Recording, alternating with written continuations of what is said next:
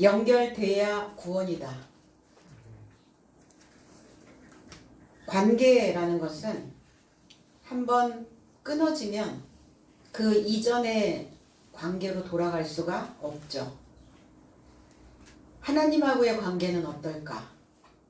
내가 내 원하는 대로 끊었다가 이었다가 그래도 하나님은 늘 그 자리에 계시고 늘 은혜로우시고 그러니까 항상 그 마음으로 품어주실 것이다. 우리는 그렇게 원하는 바죠.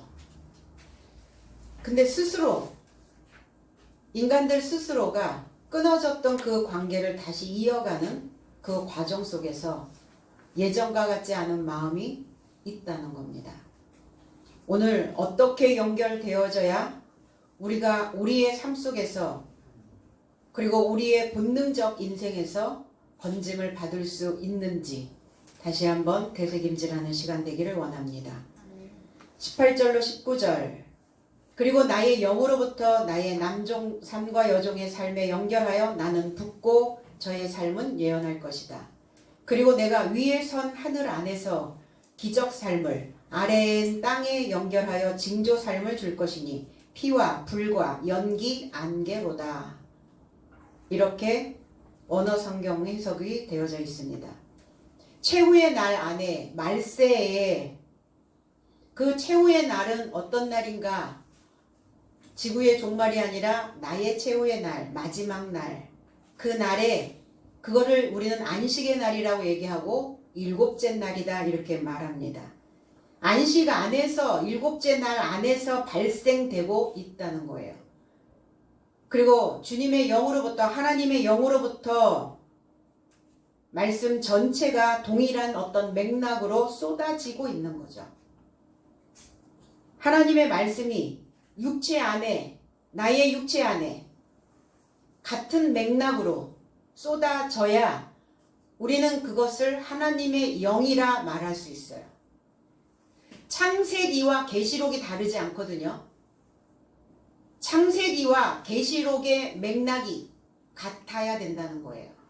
근데 우리는 성경을 그렇게 풀지 못하고 있죠. 그러면 그건 하나님의 영이 아니라는 겁니다. 하나님의 영은 어떤 일이나 어떤 사물이나 어떤 사건이나 모든 것들이 다 연결되어져서 이루어지는 줄거리예요. 그래서 맥락이라고 하는 이 단어는 줄거리 맥, 줄기 맥, 그리고 이을락이라는 단어예요. 나무에서 가지가 나오고 가지에서 잎이 피고 잎이 떨어지면 열매를 맺게 됩니다. 그런데 줄기가 다 다르지 않죠. 오른쪽 잎을 필 때는 줄기가 또 다른 모양이었다가 왼쪽 잎이 나오게 될 때는 또 다른 줄기가 그렇게 이어지지 않죠. 근데 왜 우리는 성경을 그렇게 풀고 있죠? 창세기가 지나가면 출애굽기를 풀어야 되고 레위기를 풀어야 되고 그리고 그 다음에 계시록까지 가야 되는데 왜 줄기가 다 다르죠? 왜 이렇게 맥락이 다른 것을 우리는 왜 믿어야 된다라고 또 강요받아 왔죠? 그러니까 육체 안에 하나님의 영이 거주하시지 못하는 거예요. 그럼 하나님의 영이 거주하지 못하는 나의 삶을 보니까 믿음직스럽지가 않아. 믿을 만한 구석이 하나도 없어. 그러면 나 자신의 삶을 믿음직스러워하지 못하면서 보여지지 않는 하나님을 믿음직스러워할까 과연? 그런 것처럼 느끼고 있을 뿐이었지 내 안에 거주하시는 하나님이 무엇인지 누구인지 어떤 것인지 알려고 하지는 않았다는 겁니다. 그러니까 다 지금 다 다른 구절들을 다른 성경들을 우리는 보고 있었던 거예요. 오늘 나의 영으로부터 이렇게 시작하죠. 나의 영으로부터 나의 여종의 삶과 남종의 삶과 연결하여 이렇게 됐어요. 연결입니다. 영은 어떤 것이냐? 연결고리예요.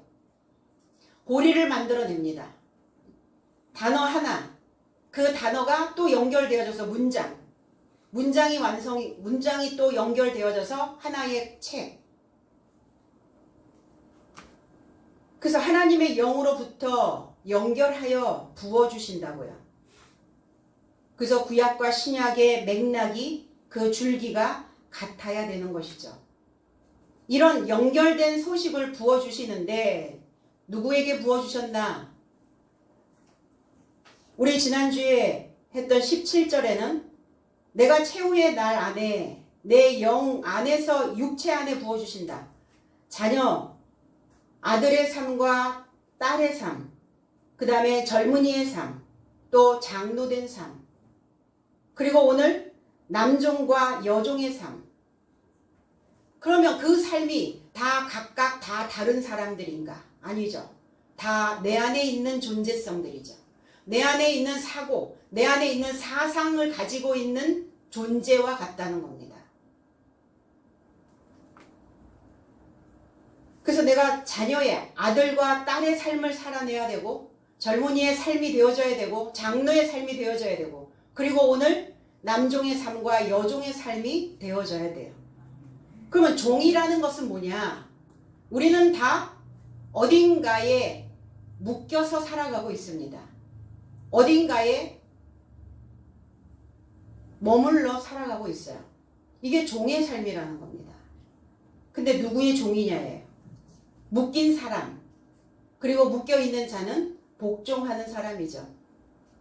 종은 주인의 삶을 향하여 복종하게 되어져 있습니다.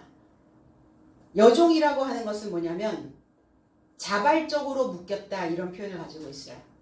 자발적으로 묶인 자. 그러면 이 종이라는 삶은 어떤 자냐? 일하는 자죠. 종은 어떤 자냐? 봉사자입니다. 종은 어떤 사람이냐? 경작자입니다. 그럼 내 속을 경작하는 자, 나는 농부로서, 일하는 자로서, 그리고 늘 준비하고 무엇인가를 지켜내는, 그리고 무엇인가를 실행할 수 있는 이 삶을 종의 삶이다, 이렇게 표현하고 있습니다. 그들에게 하나님의 영으로부터 부어주신다고요.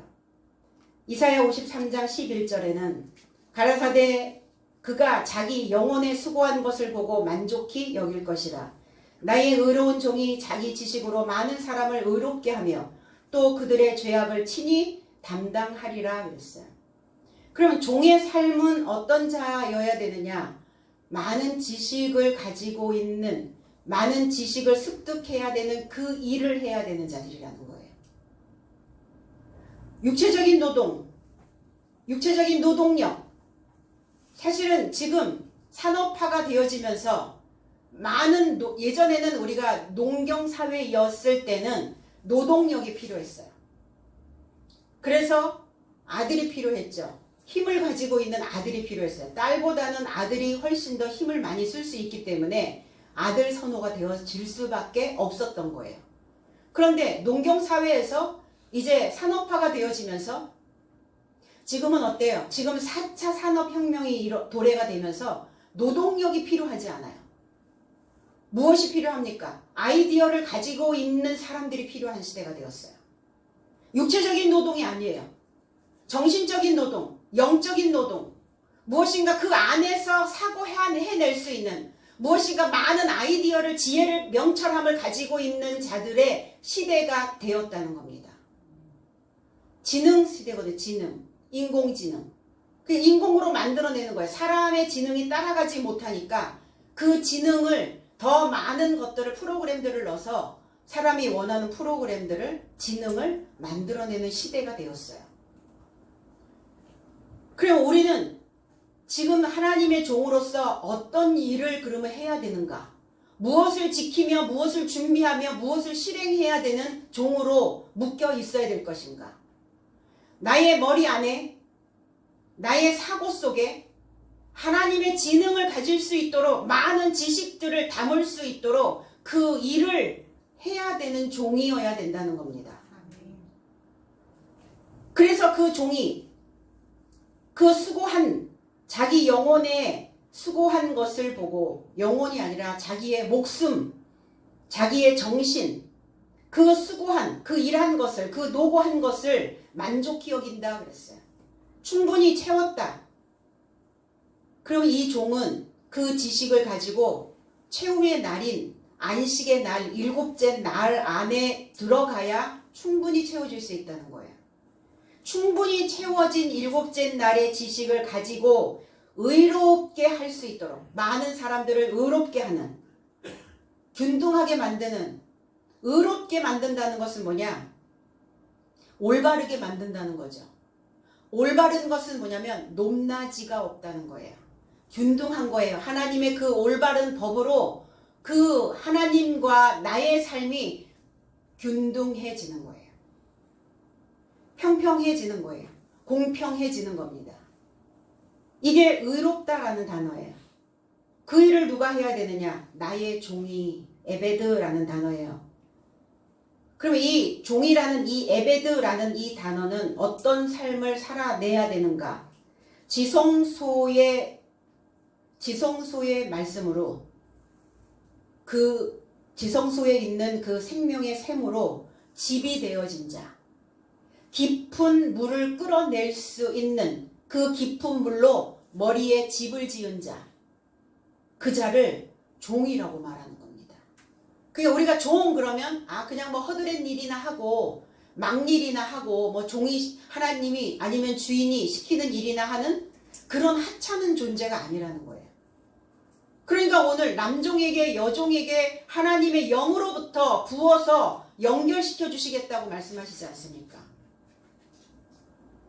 그럼 하나님의 영이 부어질 때는 깊은 그릇이 되어져 있어야 그 지성소에서 나오는 그 깊은 지식을 담아낼 수 있다는 겁니다. 그러면 그동안 뭐 했기에? 깊은 그릇을 만들어내기 위해서 경작한 자라는 거예요. 그 모습이. 내 마음을 갈아엎어야죠. 갈고 닦고 내 마음을 갈아엎은 이 종의 삶에게 하나님의 영이 그 안에 연결되어 쏟아 부어지신다고요. 그래서 분별할 수 있는 마음을, 깨달을 수 있는 마음들을 우리에게 또 주시고 많은 사람들을 의롭게 할 수 있는 많은 사람, 증가되어지는 사람, 풍부한 사람, 그 지도자를 만들어낼 수 있는 종이어야 된다는 거예요. 그리고 그들의 죄악을, 주님은 우리의 죄악을 담당하셨죠. 그럼 죄악이 뭡니까? 잘못하는 거예요. 잘못하는 거. 그거를 죄라고 말합니다. 잘하는 걸 뭐라 그러냐? 그걸 의롭다고 말합니다. 그럼 잘못하고 왔어. 잘못을 저지르고 왔어요. 그러면 잘못을 저지른 인생들은 어떨까요? 굽어 있겠죠. 나는 죄인이야. 늘 굽어 있어요. 뭐처럼? 곱추처럼. 구부러진 어둠에 눌려있는 이 가슴뼈와 등뼈 그 아래에 숨어서 사는 얼굴. 등에 커다란 알을 하나 품고 그 알 속으로 들어가서 태아처럼 웅크리고 있는 삶. 죄인의 모습입니다. 펴지 못하는, 올바르지 못하는. 이게 잘못 살고 있는 거예요. 이게 잘못을 저지르고 살고 있는 죄악된 인생이라는 겁니다. 그런데 그런 인생을, 곱추 같은 인생을 친히 담당하시리라. 그들의 짐을 져주시겠다는 거예요. 주님이 오셨을 때 수고하고 무거운 짐진 자들아 다 내게 오라. 그리고 나와 함께 멍에를 매자. 내 짐은 쉽고 가볍다. 왜 곱추처럼 그렇게 구부러진 그 아래에 숨어서 살고 있었을까? 무엇 때문에? 왜 어두움에 눌려서 살고 있었을까? 무지였습니다. 잘 못 알은 거예요. 잘 알고 살아야 되는데, 잘 알고 믿어야 되는데 잘 모르고 믿었어요. 그래서 잘 모르고 믿었기 때문에 잘못한 거예요. 잘 모르는 건 잘못하고 있는 거라는 거죠. 잘 알아야 잘 할 수 있어요. 그렇지 않나요? 사람하고의 관계도 그렇잖아요. 내가 저 사람을 잘 모르면 잘못할 수가 있어요. 그런데 잘 알면 잘하게 돼요. 하나님에게도 우리가 끊임없이 하나님은 지식을 말씀하셨어요. 나는 지식이다. 나는 지혜다. 살아있는 지식, 움직이는 지식, 그 마음에 깊은 샘을 만들어 내줄 수 있는 그 지식이다. 그 지혜요 명철합니다. 그런데 잘 모르니까 잘못을 저지르는 거예요. 주님은 십자가에서 그 짐을 다 지셨어요. 우리가 곱추처럼 굽어 있는 그 곱추 등이 어디서 펼쳐질까요? 십자가에서 펼쳐지는 거예요. 십자가의 정과 욕심을 못 받고 이러시잖아요. 그 죄는 어디로부터 나오는가? 나의 정욕으로부터, 내 욕심으로부터, 내 감정으로부터 나오거든요. 부정적 감정으로부터. 좋은 감정도 있죠. 우리를 곱사등이로 만드는 것은 부정적 감정들이에요. 주님은 십자가에서 다 이루었다. 그들의 죄를, 그 죄를 그들에게 돌리지 마옵소서. 주님도 그러시지 않으셨겠어요? 하나님에게 한 번은 항변합니다. 엘리 엘리 라마 사박크다니. 무엇 때문에, 무엇 하시려고 나에게 이런 짐을 지우십니까? 무엇 하시려고 나를 여기에 남겨두셨습니까? 곱추등이처럼 그 굽은 등들을 저들을 펴주려고, 그늘에 있지 않고 어둠에 있지 않고 숙이고 살지 않고 하나님의 지식으로 증가되는 그 일만이 될 수 있도록, 그래서 이게 죄의 종에서 의의 종으로 신분 탈바꿈이 만들어지는 거예요. 신분이 탈바꿈 되어져야죠. 신분 상승을 어디서 합니까? 돈이 많으면 신분이 상승이 됩니까? 사고는 저질인데 사고의 고등이 되어져야 돼요.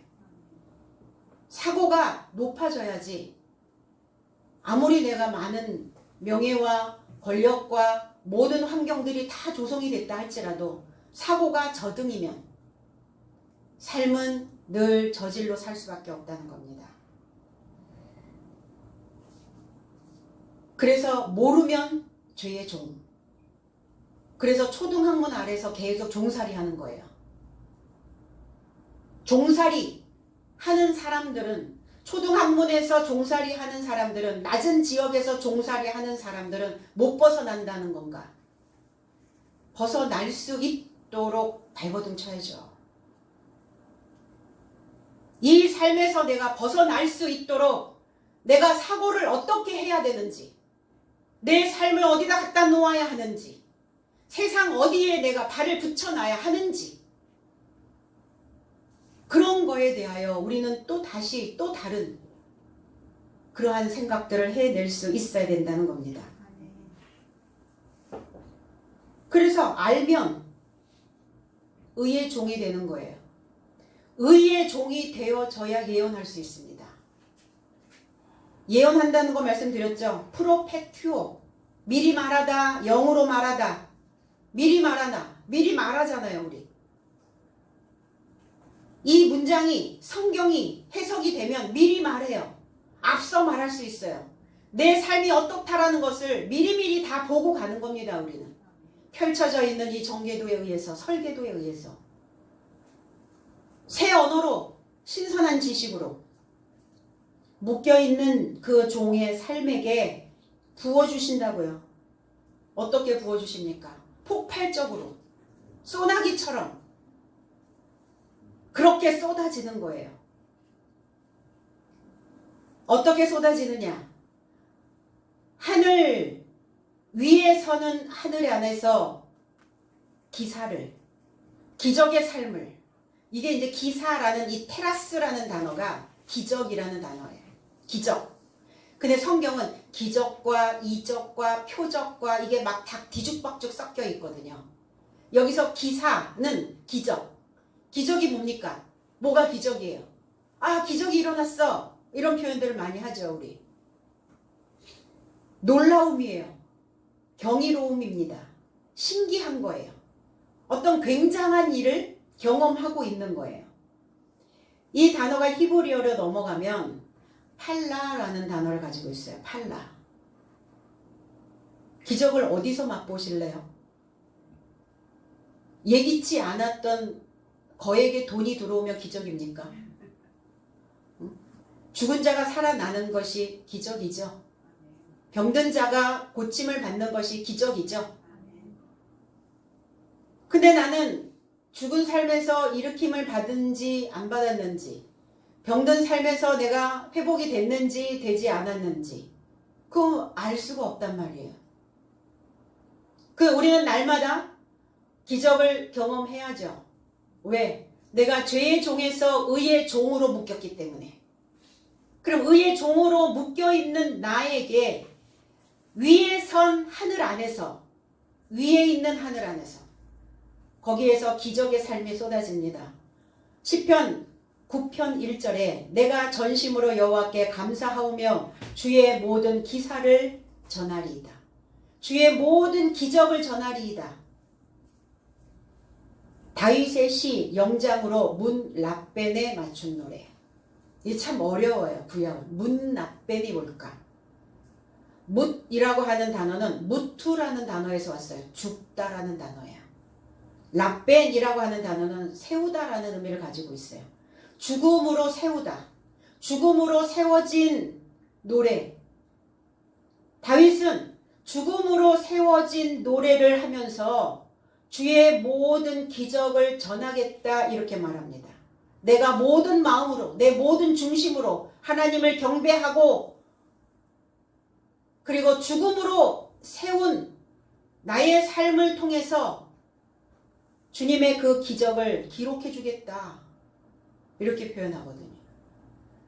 기적의 삶을 경험한다는 것은 뭐냐? 죽는다는 거예요. 그럼 나는 죽고 내 수준은 죽고 내 상태는 죽고 하나님의 수준으로 위에 선 하늘의 삶으로 올라가는 거예요. 이게 기적 아니겠어요? 늘 바닥에서 늘 살고 있었던 삶이 이제 하늘에 앉혀진 그 삶으로 올라갔다는 것 자체가 기적이라는 거예요. 배우고 본받은 그 교훈으로 나의 입이 만들어졌다는 것이 기적입니다. 여기서 팔라라고 하는 이 기적이라는 단어를 풀어보니까 입이라는 단어와 가르침이라는 단어와 배우고 본받다라는 단어의 합성어예요. 그럼 배우고 본받은 교훈으로 입의 교훈을 가지고 있는 자, 이 삶이 입의 교훈을 가지고 있는, 입의 가르침을 가지고 있는 이 삶이 기적이라는 거예요. 이 기적을 맛봐야 된다는 거예요. 누가 나를 가르치면 듣습니까? 누가 나를 가르치면 듣지 않아요. 어린아이도 싫어해요. 그럼 내 입에 가르침을, 교훈을 가지고 있는 자는 항상 나를 가르치겠죠. 그 입을 가지고 있는 내가 기적의 삶이라는 겁니다. 주께서 사역하실 때 많은 기적이 일어났어요. 모든 병을 고치셨어요. 귀머거리, 벙어리, 소경, 절뚝발이, 귀신 들린 자, 죽은 삶을 또 회복시키고 살려내시기도 했어요. 그들의 인간성, 인간이 가져야 되는 인간성, 인간의 성질, 인간의 본질이 뭐냐? 하나님의 형상이에요. 그런데 그들이 다 병들었어요. 그들이 다 짐승처럼 되어버렸어요. 그들이 다 죄악된 삶으로 곱추둥이가 되어버렸어요. 병을 고치셨죠. 무엇으로? 당신의 입이, 하나님의 교훈을 가지고 있는 그 입이, 그 기적의 입이 그들의 삶에게 기적을 일으켰다는 겁니다. 그것을 경험할 수 있도록 하나님의 형상을 완성할 수 있도록 그들의 사고를 개조하신 거예요. 인간 개조. 무엇으로? 그 입으로요. 그 입으로 입을 열어 가르쳐 말씀하시되 그랬거든요. 입으로 인간 개조. 인간이 개조된다는 것은 무슨 의미일까? 어떻게 인간을 개조시키는 것인가? 위에 있는 삶으로 개조되어져야죠. 그 수준에서 조금씩 색깔만 바꾼다고 개조가 되는 건 아니에요. 그렇게 그들을 회복시키시고 그들을 고치셨어요. 그들은 기적을 맛봤습니다. 오늘 여기에 앉아있는 저와 여러분들도 기적을 맛봤죠.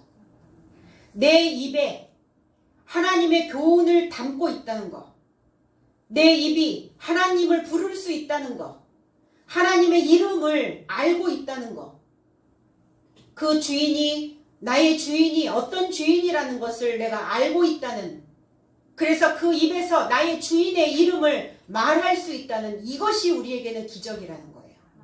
그럼 우리는 날마다 내 삶 속에서 기적의 삶을 경험해야 된다는 겁니다. 어떻게? 내 입술이 나를 하나님의 교훈으로 울타리 만들어주는 거예요. 이 불안하고 이 늘 들떠있는, 뭔가 불안감으로 들떠있는, 공포심으로 늘 내가 당하기 전에 타인을 먼저 공격해야 되는 이런 공격적 이런 사고를 가지고 있는 이 세상에서 나를 보호하려는 보호막이 필요하다는 겁니다. 우리 아이들이 막 말을 배울 때 그 아이의 수준에서 보다 그 위에 있는 수준의 말을 했을 때 우린 어때요? 놀라워하죠. 야, 신기하다. 이렇게 표현합니다. 입에서 나오는 그 말 한마디 했을 뿐인데 그게 신기하다고 얘기를 해요. 그게 기적이에요. 어떻게 이 아이가 그런 단어를 써? 어떻게 이 아이가 그 말을 알아듣지? 이게 신기하고 이게 기적이라는 거예요. 어떻게 하나님의 그 소리를 내가 듣지? 이게 기적이라는 겁니다. 하늘의 높은 말씀에 전달적인 면이 하나님이 우리에게 주시고자 하는 그 메시지가, 그 전달력이 내 생각과 나의 사고와 나의 수준과 합치되어져야 돼요. 주님은 말씀하시는데 하나님의 언어로, 하나님의 교훈으로, 하나님의 입으로 그 기적을 말씀하고 계시는데 내가 그 기적의 말씀을 알아듣지 못하면 내게는 기적이 일어날 수가 없죠. 그러니까 그 전달적인 그 메시지가 나와 합치가 되어져야만 내 자신의 삶을 선택적으로 조절해 나갈 수 있다는 겁니다. 세상을 살아가면서 가장 불행한 일은 가장 사랑했던 가족으로부터 죽임을 당하는 거죠. 그걸 존속 살해다 이렇게 표현을 합니다. 그들은, 그 자녀들은, 그 가족들은 왜 가장 사랑했던 그 가족들을 왜 죽였을까? 내 안에 분노가, 내 안에 공격적 성향이 올라왔을 때 그거를 선택적으로 자신을 조절하지 못했기 때문이에요. 자기 조절에 실패한 자들입니다. 그리고 이렇게 하나님의 입에서 나오는, 주님의 입에서 나오는, 나의 주인의 입에서 나오는 그 메시지와 내가 합치됐을 때 내가 조절이 되는 그 상황에서 우리 모두는 다 성장될 수 있다는 겁니다. 성장이 된 자는 내 삶을 그냥 내버려 두지 않고 나를 재구성합니다. 다시 구성을 하는 거예요. 아, 요거 좀 마음에 안 드니까 조금 여기 방향도 좀 바꿔보고, 여기 색깔이 조금 다 바랬으니까 여기 색깔도 조금 더 입혀보고, 여기 모양이 좀 망가졌으니까 여기 조금 보완도 좀 해보고, 이렇게 재배치, 재구성을 하게 되는 겁니다. 태어난 그대로, 타고난 저마다의 소질대로 그대로 살다 죽으면 어떻겠어요? 긴 세월 동안 너무 지루하고 너무 볼품없이 살아가게 된다는 겁니다. 그래서 하나님의 말씀이 나를 성장시키고 재구성하게 만들고 나를 조절할 수 있는 그 기능을 만들어준 이것이 기적의 삶이에요. 그 동력을, 그 힘을 우리에게 허락하심이죠. 인간의 모든 근본의 동력은 뭐예요? 하늘이죠, 하늘. 우리가 어렸을 때는 그 하늘이 어디 있었어요? 부모에게 하늘이 있었어요. 부모가 하늘이었어요. 부모가 우리에게 준 그 동력을 가지고 우리는 평생을 살아가게 됩니다. 그런데 어느 시점이 되면 자녀들이 성장을 하게 되면 부모의 동력은 내 속에서 소멸되죠. 그러면 또 다른 동력이 들어와 줘야 해요. 좀 높은, 또 다른 하나님의 교훈이, 그것이 바로 동력이 되어져야 되는 거예요. 그래서 정신력을 만들고 그 정신력은 이성적인 지적인 능력을 만들어내고, 그리고 내 마음의 어떤 심정, 나의 그 심력을 가지고 의가 되고 의로운 일을 행하게 되고, 그리고 기술력을 가지고 내 신체적인 어떤 행함이 만들어질 수 있다는 겁니다. 그래서 정신력과 심정력과 기술력, 이것이 다 하나님의 메시지 속에서, 하나님의 말씀 속에서 나와야 되는 것들이죠. 이것을 알아차리고 가고 있다면 나는 분명 기적이 되어져 있다는 겁니다.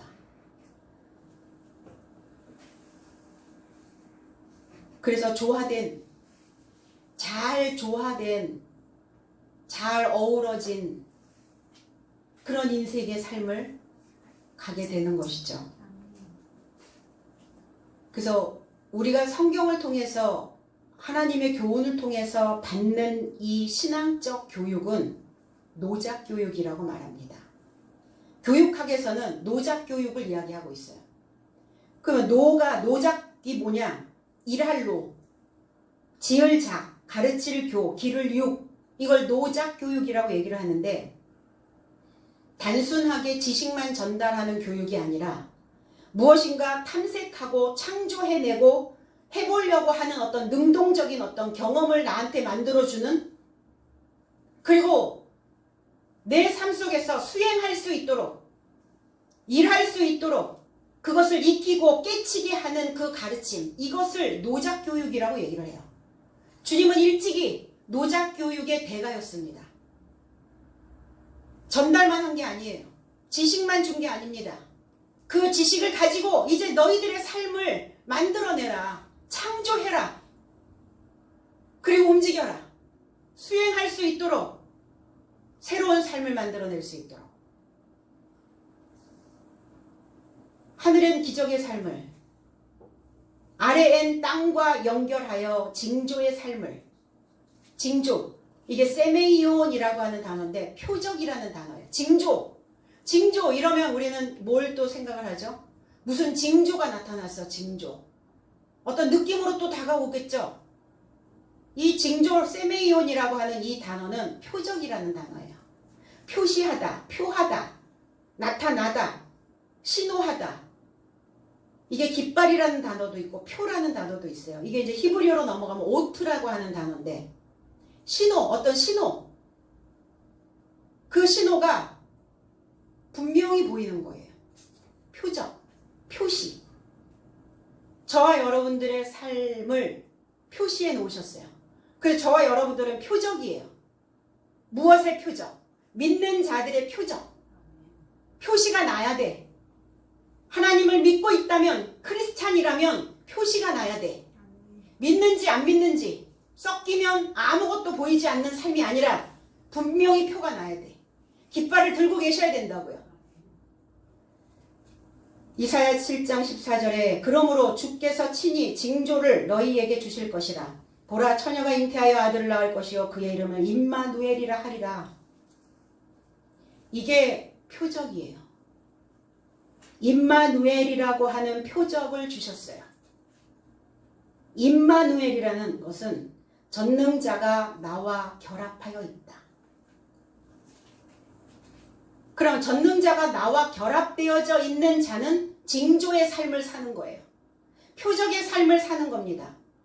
그런데 주님은 내가 보여줄 표적은 선지자 요나의 표적이 아니고는 그 표적이 나에게 주어지지 않았다. 이렇게 말씀하셨어요. 요나의 표적을 말씀하십니다. 전능자와 결합되어진 내가 표적이 되는 것이고, 그러면 이 요나의 표적은 신앙생활을 하는 모든 사람들에게 다 공통적으로 있어야 되는 표시예요. 요나의 표적은 요나가 큰 물고기 뱃속에 그 큰 물고기 이름이 스올이라는 물고기예요. 그 스올이라는 물고기 태 속에 들어가서 3일 밤 3일 낮을 있었어요. 3이라고 하는 의미는 강화된 밤, 강화된 낮. 주님도 십자가에 못 박혀 돌아가시고 땅 속으로 들어오셨는데 땅 속이 아니라 땅의 마음 안에 들어오셨는데 인자도 강화된 낮과 강화된 밤을 땅의 마음 안에 있을 것이다 이렇게 말씀하셨거든요. 강화되어졌어요. 내가 밤이고 주님은 낮이죠. 그럼 깜깜한 어두움에 눌려서 살고 있는 이 밤인 자들이 다 강화되어졌단 말이에요. 잘못을 저지르고 믿고 있어요. 못 알고 잘못하고 있는 그 밤으로 강화되어진 그 인생들 속에 주님은 낮으로 빛으로 그렇게 오신 거예요. 밤이 이깁니까? 낮이 이기죠. 그래서 새 땅으로 부활되어진 거죠. 아, 내가 밤이었구나. 내가 어두움이었구나. 내가 하늘에 대한 이런 무지함, 무식함 이런 것을 가지고 신앙생활을 한다고 하고 있었구나. 깨달아 변화된 것, 변화된 나의 삶, 이 삶이 많은 사람들에게 표시가 나야 해요. 넌 교회를 다니니 안 다니니? 그리스도인 맞아? 어떻게 이게 표가 안 나? 이렇게 뭔가 입었으면, 뭔가 새 옷을 입었으면 표가 나야 되잖아요. 표가 안 나네.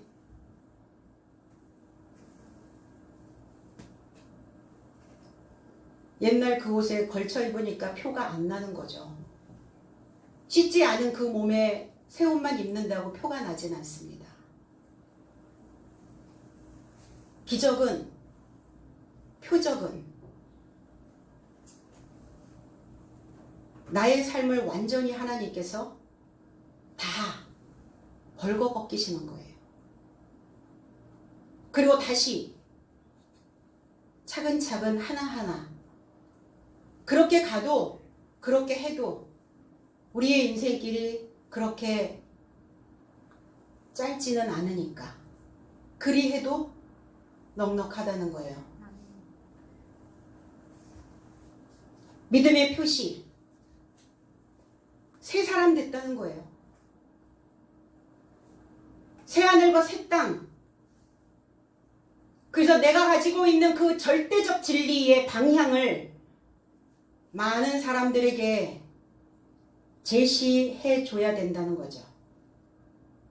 성경을 위대한 책이라고 말합니다. 전 세계적으로 베스트셀러가 되어져 있어요. 이 위대한 책인 성경을 통해서 배울 때 피와 불과 연기, 안개, 이것이 기적으로, 징조로 부어진다고요. 피는 뭐냐? 피는 뭡니까? 그리스도 예수의 살아있는 피. 죽은 피는 다 십자가에서 버리고 새로운 피. 이 피가 하이마라는 단어죠. 요한일서 1장 7절에 저가 빛 안에 계신 것 같이 내 삶도 빛 안에서 활보한다면 나의 삶이 서로 교제를 갖는 것이요 그의 아들 그리스도 예수의 피가 모든 죄로부터 나의 삶을 깨끗게 하실 것이다 그랬어요. 그 피가 바뀌는 거예요. 혈통이 바뀌는 겁니다. 피의 줄기가 바뀌는 거예요. 이게 기적과 표시가 난 그 삶에게 쏟아 부어주시는 불은 뭐냐? 불은 번개. 불은 사도행전 2장 3절에 우리가 배웠던 것처럼 불같이 갈라지는 혀, 불같이 갈라지는 방언, 불같이 갈라지는 언어가 저의 삶에게 보여졌고 저의 삶에 각자에 연결하여 내려앉았다. 말이 바뀌는 거예요. 바뀌었다는 것. 저 사람 참 많이 달라졌어. 뭐가 바뀌었다는 거예요? 이목구비가 바뀌었다는 거예요? 얼굴색이 바뀌었다는 겁니까? 뭐가 바뀌었다는 거예요? 혀가 바뀌었다는 거예요. 언어가 바뀌어야 되는 거예요. 말이 바뀌어야 되는 겁니다. 아, 말은 옛날 말이고 뭐는 바뀌었는데 내 안에서 나오는 언어가 내 속에 있는 혀가 바뀌지 않았는데 뭐가 새로워졌다는 말입니까? 그 사람이 하는 말을 보면 옛날이나 지금이나 똑같아. 아, 저 사람 참 많이 바뀌었어. 그 기준이 혀에 있다는 겁니다. 그래서 불같이 갈라지는 혀, 불이 혀에 하나님의 성령의 불이, 말씀의 불이 우리의 혀에 닿아야 해요. 천냥 빚을 갚는 거죠. 더 이상 빚지지 마시고 빚을 다 갚으면서 사셔야 돼요. 여전히 빚지는 사람도 있죠. 있기는 그죠? 개역 성경에는 연기라는 단어만 있는데 원어 성경에는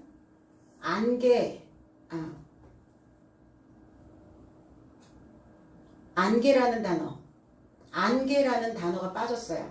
안개, 연기, 안개니라. 연기라는 단어만 있죠. 연기라는 단어도 있고 안개라는 단어도 있어요. 근데 안개라는 단어는 개역 성경에서 해석이 안 되었죠. 연기와 안개 이렇게 또 해석이 되어져야 돼요. 연기는 뭐냐? 우리는 어떠한 일을 할 때, 어떠한 상황이 벌어졌을 때 그 사람한테 이렇게 얘기합니다. 아, 연기 피우지 말고 뭔가를 구성하는 그러한 상황, 이거를 연기 피우다 이렇게 표현도 합니다. 계시록 8장 4절에 향연이 성도의 기도와 함께 천사의 손으로부터 하나님 앞으로 올라가는지라. 제 해석은 그리고 향의 연기, 연이라는 단어가 연기라는 단어예요. 향의 연기가 거룩한 삶의 기도로 사자의 손에서 하나님 앞으로 올라갔다 그랬어요. 7째 인을 열었을 때 발생된 일이에요. 연결된 소식을 전하는 사도의 삶에서 복음의 연기로 하나님 앞에 상달되어지는 거예요. 그래서 우리는 신호탄을 보내죠. 구조 요청을 할 때도 연기를 피우죠. 뭔가 인생에서 새로운 뭔가를 만들어낼 때 연기를 피우고 갑니다. 복음의 연기로 신호탄이 되어 퍼지는 이런 상황.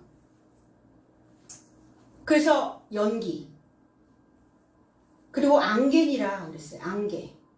안개, 증기, 수증기. 잠깐 보이다가 사라지는 안개와 같은 인생이 아니라 안개를 인생에 비유를 했어요. 잠깐 보이다가 사라지는 안개와 같은 자. 근데 그 안개가 아니라 이제 하늘의 기적의 삶과 표적의 삶이 이제 그 땅으로 쏟아질 때 불과 연기와 안개가 피가 이렇게 떨어지는데 지금 이 안개의 의미는 주의 뜻을 머금은 수증기라는 거예요. 주의 뜻을 머금고 있는 안개. 그래서 하늘에 속한 믿음의 봉사자가 되어지는 겁니다. 오늘 하늘에 속한 소식을 가지고 있는 하나님과 연결된 소식을 가지고 있는 사도들의 모습, 그 사도들의 모습을 이렇게 표현한 거예요. 피와 불과 안개와 연기로다. 그럼 저와 여러분들의 삶은 피도 불도 안개도 연기도 되어줘야죠. 우리의 기도가 연기로, 그 수증기가 하나님에게 상달되는 안개로, 그리스도 예수의 피로 내 삶이, 잘못된 삶이 깨끗함을 받는 그 피로, 그리고 성령의 불로, 말씀의 불로 나의 혀가 바뀌는, 나의 언어가 바뀌는 이러한 삶이 나의 땅 안에 쏟아진다고요. 20절로 21절 주의 위대하고 주목할 날을 오도록 앞서 해가 어둠에 이르러 변하게 될 것이요 달이 피에 이르러 변하게 될 것이다. 그러므로 주의 이름을 연결하여 초청하는 모두가 구원을 받게 될 것이다. 주의 크고 영화로운 날, 크다, 메갈레스, 위대하다, 위대하다는 뜻이에요. 위대한, 높은, 웅장한. 주의 위대한, 웅장한, 그리고 영화로운이라는 이 에피하네스라는 단어는 주목할 만하다. 주목할 만하다. 그리고 현저한, 지금 현현하고 있는, 지금 존재되어지고 있는 그리스도 예수의 출현이죠. 마태복음 24장 29절을 인용을 했는데요. 그날 환난 후에 즉시 해가 어두워지며 달이 빛을 내지 아니하며 별들이 하늘에서 떨어지며 하늘의 권능들이 흔들리리라 그랬어요. 환난의 날이라고 이야기합니다. 지구의 종말입니까? 이걸 지구의 종말이라고 사람들은 많이 해석을 그렇게 하죠. 이게 무슨 날인가? 해는 캄캄해지고 주님이 나타난, 주님이 그 주목받아야 되는 날이 왔다는 거예요. 주목받아야 될 날. 주님의 출현. 해는 캄캄해지고 달은 덩어리가 되고 별은 추락하게 되었죠. 그러면 저 하늘에 있는 1월 성신이란 말입니까? 그럼 이 지구는 어떻게 됐겠어요? 이 지구에 해가 떨어지고 달이 떨어지고 별이 떨어지면 이 지구가 어떻게 되겠냐고. 완전히 다 박살났겠죠. 그 얘기일까요? 그래서 종말인 거예요? 이 해, 달, 별은 비추는 것들이죠. 지식을 가지고 있는 자들입니다. 하늘이라고 믿었던 지도자들의 상태가 드러나는 거예요. 지금까지의 믿음이 헛되었다는 것을 그리스도의 가르침을 통해서 깨닫는 순간이에요. 하늘에 다 1월 성신, 하늘이란 말이에요. 온전한 지식이라고 믿었어요. 무엇이? 해와 달과 별이. 그동안 그 지식을 통해서 비춰왔죠. 초등학문 아래에 있을 때는 해, 달, 별이 필요했어요. 그러나 후견인들이란 말이에요. 의의 종이 아니라 죄의 종에 있는 자들이란 말입니다. 그 1월 성신을 섬겼던 그 사상이 멸절되는 순간이에요. 이 날, 이 주목할 만한 날, 이 날을 우리는 여섯째 날이라고 말합니다. 이 여섯째 날, 위대하고 주목할 만한 날, 그래서 여섯째 사자가 나팔을 불었을 때 그 복음의 나팔에 내가 아는 그 지식에 소멸되는 상황을 이렇게 해와 달과 별이 다 소멸되는 추락하는 이런 상황으로 이렇게 말씀을 묘사해 놓은 거예요. 바깥이 아니라 내 안이. 그래서 더 이상 1월 성신은 필요 없는 거죠. 왜? 희생양이신 그리스도 예수가 등불이기 때문이에요. 그 지식이 빛이기 때문이에요. 이 지식이, 하나님을 아는 이 지식이 온전한 빛이기 때문이에요. 내가 그동안 들어왔던, 내가 그동안 먹어왔던, 내가 그동안 믿어왔던 그 수준의, 그 레벨의 메시지가 아니라는 거예요. 그 다 해달별이 다 떨어져야 돼요. 나를 붙잡고 있었던, 내 자존심과 같았던 그 신앙관, 그 종교관, 그런 것들이 다 떨어져 버려야 해요. 주님 오셔서 뭐 하셨어요? 새 언어, 신선한 메시지, 이걸로 그들에게 비춰주시지 않았습니까? 그래서 주의 이름을 부르는 자는이 아니라 주의 이름, 주의 권위, 그 하늘, 이 부른다, 에피칼레오마이, 에피라는 단어, 연결되어져서 초대하다, 연결되어져서 강권하다, 이런 뜻이에요. 초청하다, 이런 의미예요. 연결하여 강력히 권하는, 연결되어져서 주의 권위를 초청하는 모두가 구원을 받게 될 것이다. 구원을 받았다도 아니라 받게 될 것이다. 받은 게 아니에요. 현재가 아니라 미래라는 겁니다. 언제 구원을 받는다는 거예요? 7째 날에 들어가야 구원이에요.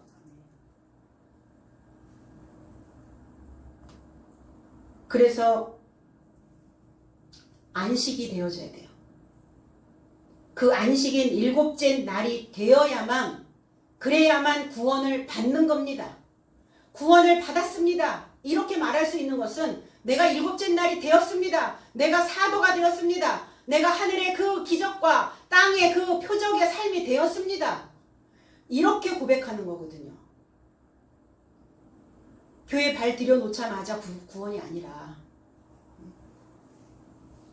주의 권위와 연결되어져 초청해야, 그래야 건짐을 받을 수 있다는 거예요. 연결입니다. 다 연결이에요. 에피라는 단어로 다 연결시켜 놓으셨어요. 복음 연결이에요. 연결된 소식, 에판겔리아. 연결이 끊어지는 순간 우리의 삶 속에서 사건이, 사고가 발생이 되겠죠. 우리가 해야 할 일은 사도로, 사자로 그 연결된 소식을 가지고 많은 사람들이라고 하여 모든 사람들이 아니에요. 모든 오합지졸들이 아닙니다. 증가되고자 하는 자들, 풍성해지고자 하는 자들, 말씀에 갈급이 온 자들, 이런 사람들이 들을 수 있도록 전도하시고 새롭게 그 기록해주는 새 서기관들이 다 되어서 평화를 전하는 아름다운 발의 삶이 돼야 될 줄로 믿습니다. 이렇게 되어져서 우리 모두가 다 기적과 그 표적을 경험하는 저와 여러분들의 삶이 되시기를 주님의 이름으로 축복드립니다. 기도하겠습니다. 아버지 감사합니다. 오늘 우리에게 주시는 이 기적의 삶과 표적의 삶이 무엇인지를 다시 한번 알게 되었습니다.